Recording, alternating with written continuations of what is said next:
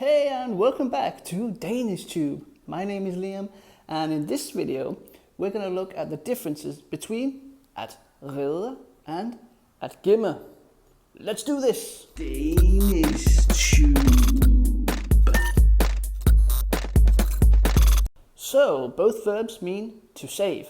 In short, at redde is when you save somebody from a life-threatening situation, en livsfarlig situation, or just from a tricky situation.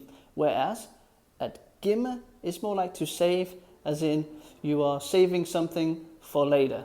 That's right, this is one of those many situations where we have one word in English, two words in Danish. So let's take a look in more detail. You can redde somebody's life. So that is a life-threatening thing. An operation could save someone's life, kan redde deres liv. But it could also be in situation, a situation. Du kunne redde et ægteskab, a marriage, for example. So in this case, you're stopping something from disappearing.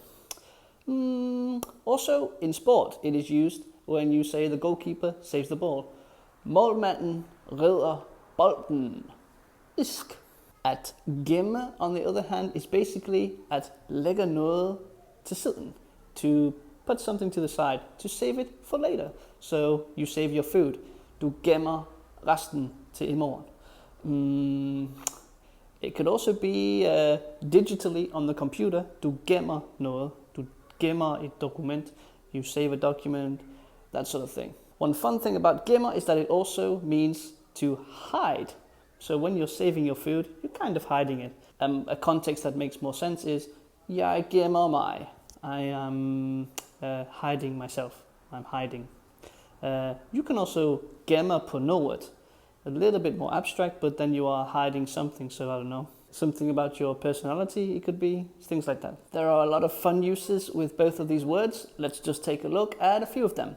Here we go. Mit hår kan ikke reddes. Fuck! Jeg gemte ikke projektfilen. Han gemmer på et eller andet. Jeg skal nok redde dig, min skat. DanishTube.